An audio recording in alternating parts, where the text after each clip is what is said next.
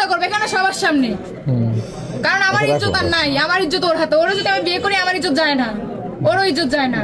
ওনার সাথে রিলেশন ছিল 8 মাস। হ্যাঁ, ও 8 মাস যে প্রথম থেকে রিলেশনটা খুব গভীর ছিল, মানে একদম বেশি গভীর ছিল।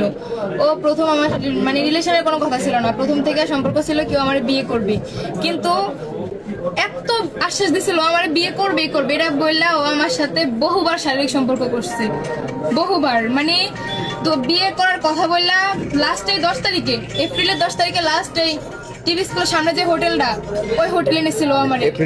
ও মানে বিয়ে করবে আমারে, বিয়ে করবে বললা নিছিল, ওখানে সবকিছু ঠিকই ছিল, বিয়ে করবে। ও কিন্তু যা মানে রুম বুক করছে, আমি কিচ্ছু জানি না। ওই দিন বিয়ে করার কথা, ও রুম নিছিল। আমি বলছিলাম রুম কেন, বিয়ে করবে, মানে রুমে নিয়ে বিয়ে করবে। ঠিক আছে, রুমে গেছিলাম, ওখানে আমার কথা কি কাজী আসবে, তারপর ওখানে বলছে কাজী অফিসে গিয়ে বিয়ে করবে না, ও কাজী অফিসে করবে না, ওখানে বিয়ে করবে। তো ঠিক আছে, আমি গেছিলাম, ও ওখানে বিয়ে করবে। ওর 2টা বন্ধু আসছিল, আপনারা ওখানে সিসিটিভি ফুটেজ চেক করলেও পাইবেন। ও ওখানে ওর 2টা বন্ধু আসছিল, ওরা গেছে গা। যাওয়ার পরে আমি বলছিলাম মানে আমার তো পুরো ও বিয়ে করবে, ও বিয়ে না করেও আমার সাথে জুলুম করে বাজে ভাবে, মানে একদম সবকিছু আমার দৌড়া হাত বাইন্ধে নিছে। আমার দৌড়া হাত বাইন্ধে ও আমার সাথে 1বার না 2বার না 2-3 ঘন্টা ছিল ওখানে। আমি 3টার তেনে বাসায় আসছি এসারের সময়, ও আইনা দিয়ে গেছে, এখানে নামাইছে আইনা। ও আমার হাত বাইন্ধে 1বার না 2বার না বহুবার করছে এই টাইমটার ভিতরে। আমার মনে হচ্ছে আমার জানটা বাইর হয়ে যাবো, এরকম অবস্থা। ও কেন এখন বিয়ে করবে না? ও এগুলা কইরা আমারে বলে রাত হয়ে গেছে, কালকে বিয়ে করবো। পরে ঠিক আমি ওরা অন্ধের মতো বিশ্বাস করতাম, একটা অন্ধ মানুষ যেরকম বিশ্বাস করে আমি ওরা এরকম বিশ্বাস করতাম।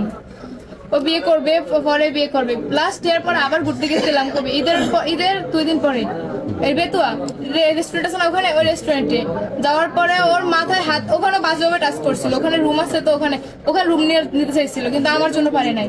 তাও বাজেভাবে টাচ করছিল, করার পর ওর নিজের মাথায় হাত দিয়ে বলছিল যে ও আমাদের শুক্রবারে বিয়ে করবে। আমি বলছি যদি বিয়ে না করো, বিয়ে না করলে তুমি আমাদের বাসায় যাও। আমি বলছিলাম যদি তুমি বিয়ে না করো আমি তোমার বাসায় যাবো। বলছে ঠিক আছে।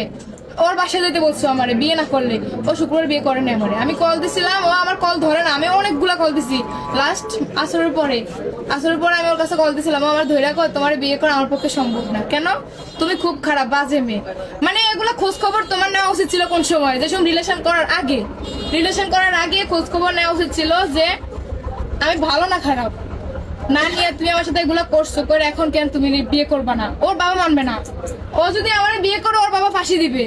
তো তোর ফ্যামিলির, তো তোমার যদি এই ফ্যামিলির কথা চিন্তা করা হতো তাইলে তুমি। আমি ওর বাসায় গেছিলাম শুক্রবারে, যেহেতু বিয়ে হয় নাই, তো শুক্রবারে গেছিলাম ওর বাসায়। যাওয়ার পর ওর ফ্যামিলি মানে কত রকম হুমকি যে দিছে আমার, রাজনীতির হুমকি দেয় আমারে। ওরা একটু মানে রাজনীতি করে, ভুয়াগো বংশ একটু নামি দামি আর কি, আর আমরা ওর তুলনায় একটু কম। এই জন্য ওরা আমার রাজনীতির হুমকি দেয়, মিজান ভুঁইয়া আমার বংশ শেষ করে দিব ওনার যদি কিছু হয়। এই যে জুবাইর ভুঁইয়াও আমারে বুঝে একটু যে আফনান খান বাবু, তারপরে ওরা সবাই মিলে, এলাকার অনেকে মিলে আমার বুঝে কি বাসায় আমারে পাঠিয়ে দিচ্ছে। আমার দাবি ও এই মুহূর্তে আমারে বিয়ে করবে। এখন ও আমার সাথে এগুলো করছে না, ও আমারে বিয়ে করবে। ও আমারে খারাপ বলতেছে, ও আমার মতো আরো 4টা 5টা মেয়ের সাথে একই কাহিনী করছে।